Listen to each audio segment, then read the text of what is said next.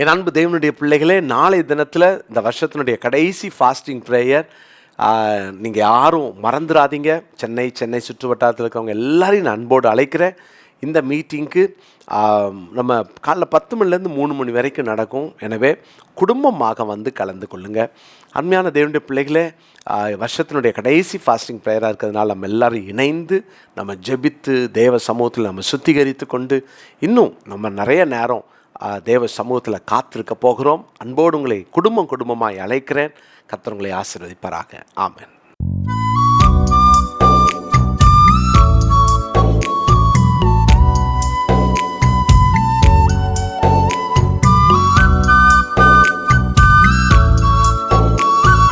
என் அன்பு சகோதர சகோதரிகளே, ஆண்டவராகிய இயேசு கிறிஸ்துவின் நாமத்தில் என் அன்பின் வாழ்த்துக்கள்.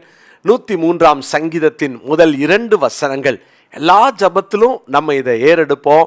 நம்ம ஜபத்தினுடைய முடிவு ஜபமாகவே இதை வைத்திருக்கிறோம். ஆனால் உண்மையிலேயே இந்த வசனங்கள் எவ்வளவு ஒரு அர்த்தமுள்ள வசனங்கள் இல்லையா?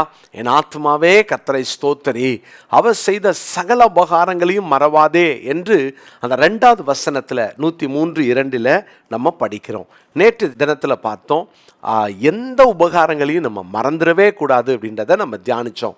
இன்றைக்கு மறுபடியுமாக எதை மறக்கக்கூடாது அப்படின்றது தான் நம்ம தியானிக்க போகிறோம். 103ஆம் சங்கீதத்தின் 3ஆம் வசனத்தை நான் வாசிக்கிறேன். அவர் உன் அக்கிரமங்களை எல்லாம் மன்னித்து உன் நோய்களை எல்லாம் குணமாக்கி. 2வதாக அக்கிரமங்களை எல்லாம் ஆண்டவர் மன்னித்தார். உன் அக்கிரமங்களை எல்லாம் மன்னித்தார். அப்போ மன்னித்ததை மறவாதே, அதான் இந்த நாளுக்குரிய தலைப்பாய் நான் கொடுக்க விரும்புகிறேன். மன்னித்ததை மறவாதே. யோசித்து பாருங்களேன், இந்த வருஷத்தில் எத்தனை விதமான வீழ்ச்சிகள் இல்லையா, சறுக்கல்கள், எத்தனை இடங்களில் விழுந்திருப்போம், எத்தனை இடங்களில் தேவனுக்கு விரோதமாய் நமக்குள்ளே இருக்கிற பரிசுத்த ஆவியானவரை துக்கப்படுத்தின காரியம், பேச்சில், செய்கையில், பார்வையில், நடக்கையில், எத்தனை இடங்களில் தேவனை நம்ம துக்கப்படுத்தியிருப்போம் இல்லையா? நம்ம செய்த பாவம், ஆண்டவர் வேணான்னு சொன்னதை நம்ம மீறி செஞ்சுருப்போம், செய்யின்னு சொன்னதை செய்யாமல் விட்டுருப்போம். இந்த ரெண்டுமே பாருங்கள், இதை செய்யாத அப்படின்னு சொன்னதுக்கப்புறம் நம்ம மீறி செஞ்சோம் அப்படின்னா அது பாவம். செய்யாதன்னு சொன்னதுக்கப்புறம் நம்ம எத்தனை காரியங்கள் நம்ம இப்படி செஞ்சுருக்கிறோம், அதெல்லாம் தேவன் எவ்வளவு துக்கப்பட்டிருப்பார் இல்லையா? யோசித்து பாருங்களேன். ஆனால் இன்னைக்கு நம்முடைய வேதம் சொல்லுகிறது, 103ஆம் சங்கீதம் 10வது வசனத்தை நான் வாசிக்கிறேன். அவர் நம்முடைய பாவங்களுக்கு தக்கதாக நமக்கு செய்யாமலும் நம்முடைய அக்கிரமங்களுக்கு தக்கதாக நமக்கு சரி கட்டாமலும் இருக்கிறார். இந்த 2 வார்த்தையும் ரொம்ப முக்கியம். நாம் செய்த பாவங்களுக்கு தக்கதாக, ஆண்டவர் செய்யாதன்னு சொன்னதுக்கப்புறம் நம்ம செஞ்சுருப்போம் இல்லையா, பாவம். ஆண்டவர் பாருங்க, செய்யன்னு சொன்னதுக்கப்புறம் செய்யாமல் போயிருப்போம், அக்கிரமம். இப்படி பாவத்துக்கு தக்கதாக செய்யாமல் நம்முடைய அக்கிரமங்களுக்கு தக்கதாக சரி கட்டாமலும் இருக்கிறார். அப்படின்னா இந்த வருஷத்தில் நம்ம செஞ்ச பாவத்துக்கு தேவன் தண்டிச்சிருந்தார்னா, நம்ம செஞ்ச அக்கிரமத்துக்கு தேவன் சரியாக சரி கட்டியிருந்தார்னா, நம்ம இன்னைக்கு எத்தனை பேர் உயிரோட வாழ்ந்திருப்போம்? அப்படின்னா நம்ம இந்த வருஷத்தில் கடைசி வாரத்துக்கு வந்திருக்கிறோம். எவ்வளவு நன்றி சொல்லணும்ல.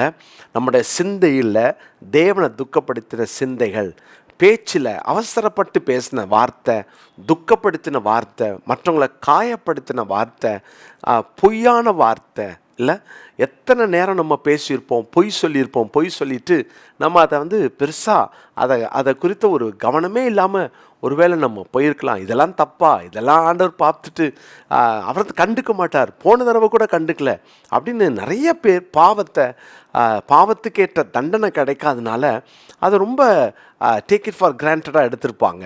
ஆனால் ஒரு நாள் அப்படி எடுக்கக்கூடாது. இதுக்கு பேர் என்ன தெரியுமா? நம்ம மேலே வச்ச இரக்கம். கர்த்தருடைய பிள்ளைகளே, தேவன் நாம் செய்த பாவங்களுக்கு தக்கதாக நமக்கு செய்யாமல் நம்முடைய அக்கிரமத்திற்கு சரியாக சரி கட்டாமலும் இருக்கிறார். இதுதான் தேவனுடைய அன்பு. 12வது வசனத்தை நான் வாசிக்கிறேன். மேற்குக்கும் கிழக்குக்கும் எவ்வளவு தூரமோ அவ்வளவு தூரமாய் அவர் நம்முடைய பாவங்களை நம்மை விட்டு விலக்கினார். அப்போ இதில் ஒரு முக்கியமான காரியத்தை நான் சொல்ல விரும்புகிறேன். மேற்குக்கும் கிழக்குக்கும் எவ்வளவு தூரமோ அவ்வளவு தூரமாய் நம்முடைய பாவங்களை நம்மை விட்டு அகற்றினார். அப்போ நம்மளை விட்டு அவர் பாவத்தை அகற்றி போட்டார். யோசித்து பாருங்க, நம்ம செய்த எல்லா பாவத்துக்கும் நம்ம மன்னிப்பு கேட்டிருப்போமா? அதுக்காக உபவாசம் இருந்து தேவ சமூகத்தில் கதறி இருக்கிறோமா? அதுக்காக என்னைக்காவது மனஸ்தாபப்பட்டு அழுதுருக்கிறோமா? நம்ம செஞ்ச எல்லா பாவத்துக்காக அப்படி நம்ம மன்னிப்பு கேட்டிருப்போம். சில நேரம் நமக்கே தெரியாமல் சில வார்த்தைகளை பேசியிருக்கலாம், சில காட்சிகளை அல்லது சில செய்கைகளை நம்முடைய வாழ்க்கையில் தேவன் அருவருக்கிற காரியங்கள் நம்ம வாழ்க்கையில் வந்திருக்கலாம். ஆனால் அதுக்கெல்லாம் நம்ம மன்னிப்பு கேட்டோமா? சில நேரம் நமக்கு அது ஒரு பெருசாக தப்பாக தெரியாதுல்ல. சில நேரம் அவைகளை நம்ம மன்னிப்பு கேட்டதே கிடையாதுல்ல. ஆனாலும் தேவன் மன்னித்தார் என்றால் அதுதான் நம்ம மேலே கர்த்தர் வச்ச இரக்கம். கர்த்தருடைய பிள்ளைகளே, அந்த இரக்கத்தினால தான் இன்றைக்கி நம்ம வாழ்கிறோம். சில காரியங்களெல்லாம் தேவன் மன்னிப்பு கேட்ட உடனே மன்னிச்சிருப்பார். சில பாவங்களை நிச்சயமாக நம்ம மன்னிப்பு கேட்டிருப்போம். ஆவியானவர் துக்கப்படுறதை உணர்ந்திருக்கலாம். சிலர் ஐயோ நான் இப்படி செஞ்சிட்டேன், இப்படி செஞ்சுருக்கக்கூடாது, மன்னிச்சிருங்க ஆண்டவரேன்னு அவர் பாதத்தில் விழுந்து அழுதுருக்கலாம். இதையும் தேவன் மன்னிச்சிருப்பார். அப்போது தேவன் மன்னிப்பு கேட்காத பாவத்தையும் மன்னிச்சார், மன்னிப்பு கேட்ட பாவத்தையும் மன்னிச்சார். அப்படின்னா நம்ம மேலே எத்தனை பெரிய அன்பு! பிரியமானவர்களே, எல்லா அக்கிரமங்களையும் பாவங்களையும் நம்மை விட்டு அகற்றினார். இன்றைக்கி அதனால தான் நம்ம எல்லாரும் ரொம்ப சந்தோஷமாக இருக்கிறோம். ஆண்டவர் நம்ம மேலே வச்ச அன்பை கொஞ்சம் இன்றைக்கி மறுபடியும் யோசித்து நன்றி சொல்லலாமா? மறக்காதீங்க, அவர் மன்னித்த பாவங்களுக்காக நன்றி சொல்லுங்கள். மன்னிப்பை மறக்காதீங்க. நான் மன்னிக்கப்பட்டேன். இந்த நாட்களில் ஒரு காரியத்தை தெரிந்து கொள்வோம். எனக்கு தேவன் நான் மன்னிப்பு கேட்காமையே மன்னிச்சாரே. சிலரை நம்மளால் மன்னிக்க முடியல, அவங்க நான் மன்னிப்பாக கேட்டாங்க அப்படின்னு நம்ம உட்காந்துருக்குறோம்ல. நம்ம மன்னிப்பு கேட்காமையே மன்னிச்சாரே. அடுத்தவங்களுடைய குற்றங்களை நான் ஏன் மன்னிக்கக்கூடாது? மன்னிச்சு பாருங்களேன். இந்த வாரத்தில் ஒரு நல்ல முடிவெடுங்க. இந்த நாள் முழுசும் ஏதாவது பாவம் இன்னும் அறிக்கை பண்ணாமல் தேவ சமூகத்தில் போய் கிட்டி சேர முடியாமல் பாவம் தடையாக இருந்துச்சுன்னா இன்றைக்கி ஏன் மன்னிப்பு கேட்கக்கூடாது? அல்லது யார்கிட்டையாவது நீங்கள் மன்னிப்பு கேட்கணும் அல்லது யாரையாவது மன்னிக்கணுமா? நீங்கள் அதை கூட நீங்கள் எழுதி வச்சு ஆண்டுகிட்ட மன்னிப்பு கேளுங்க. ஆண்டு இவ்வளோ நாள் நான் மன்னிக்கலை, நான் இன்றைக்கி மன்னிச்சிடுறேன்னு சொல்லிட்டு அவங்கக்கிட்டே நீங்கள் ஒப்புரவாயிருங்க. 32ஆம் சங்கீதம் 5ஆம் வசனத்தை நான் வாசிக்கிறேன்.